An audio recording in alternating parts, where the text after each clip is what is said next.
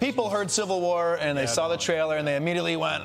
A grenade sails through the window like a death sentence, exploding in a green fog of disorientation and dismemberment. Seals dragging mangled brothers through Ramadi's rubble, screaming, "Who's the severely wounded? Is it me?" As the world mutes to a nightmare hum. In 94 minutes of unrelenting hell, warfare doesn't glorify the fight. It buries you alive in it, forcing you to claw out wondering, was any of this worth the blood? A blast that echoed worldwide. It's March 16th, 2025, at Chicago's historic Music Box Theater, and the air crackles with that pre-screening buzz. A24's latest gamble, Warfare, drops like a mortar round. Co-directed by cerebral provocateur Alex Garland, Ex Machina, Civil War, and Real Deal Navy SEAL vet Ray Mendoza, this isn't your popcorn platoon flick. It's a real-time gut-wrench from Mendoza's 2006 Battle of Ramadi playbook. SEAL Team Alpha 1 surveils an insurgent hot zone, bonds over a sleazy music vid, then BAM, grenades, IEDs, and a translator bisected in the street. No heroes montages, just procedural chaos. Peaking with serious intent to probe, quips Sniper Elliot, Cosmo Jarvis, as scopes linger on civilians turn threats. Theaters erupt post-credits, gasps, not applause. By April 11's wide release, it's a $32.9 million global scorcher, A24's gritty bid for Oscar Gold in sound and editing. Fast forward to September 12th. HBO Max and VOD unleash it, spiking streams as fans binge the brutality. Decider's verdict? One of the most brutally intense cinematic depictions of military conflict you'll likely ever see. Stream it. But the real war? It's online, where praise clashes with pitchforks like bullets in a firefight. Quotes that cut deep, clips that chill, and a social storm. Zoom in on the premiere fallout. Hollywood Reporter's first reactions paint a visceral verdict, an intense, brutal, and harrowing work that must be experienced in theaters. Twitter, X, ignites at cinematic reel tweets. The sound design is stunning, the action is visceral, and the tension never lets up. Attaching a clip of the upstairs blast that mutes sound to ringing tinnitus. 5M views and climbing. At Dance and Dan and Film adds, not much depth, but lets the audience stew in the horrors of war, asking why we do this, echoing the film's foggy, "Why are we here?" vibe. The Guardian's Wendy Ide goes full throttle. This is filmmaking that doesn't just show you the horrors of war. It forces you to taste the dust and the choking panic, smell the fear and the cordite, and the tinny metallic tang of spilled blood. BBC's Karen James.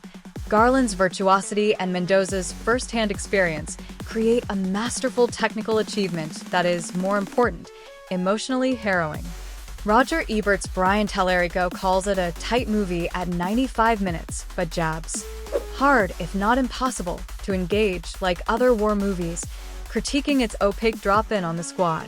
Slate's Dana Stevens. Visceral, but leaves out something crucial, that why of Iraq's mess, swapping backstory for bullet-riddled blinks. Rotten Tomatoes? Certified fresh at 92% critics, 85% audience, CinemaScore A-, post-track 90% positive. Letterboxd 7.2/10 logjam, a film of ceaseless minutiae, deglossed and stripped of all convention. One user raves, while another. This is anti-war. This is a horror movie. IMDb echoes. Fantastic sound design, but I just don't know what I'm supposed to take away. With vets praising, the film I wanted Civil War to be. Media melee? Deadline blasts. Naked military propaganda. Mired in war fetishization. Screen Hub. Less a war movie and more of a horror film. Early contender for Best of the Year. Austin Food Magazine. Relentless, claustrophobic, and deeply upsetting.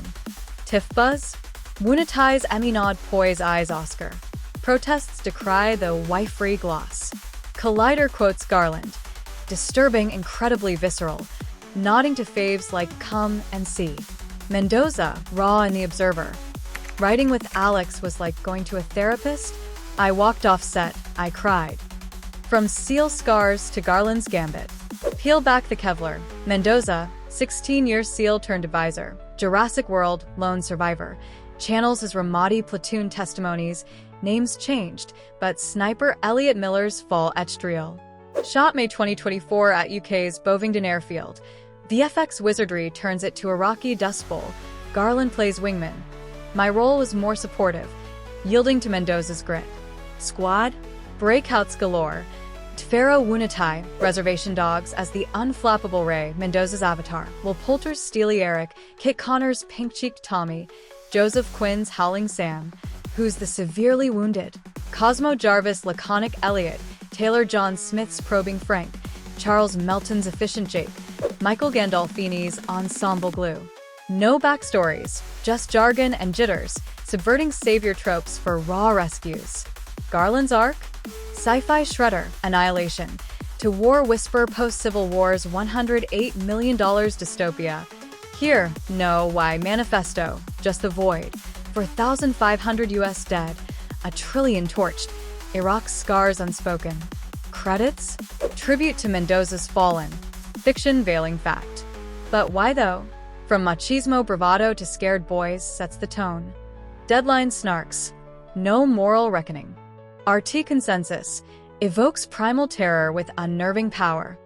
A sensory sledgehammer that smashes comfort, but leaves bruises unanswered. Strap in.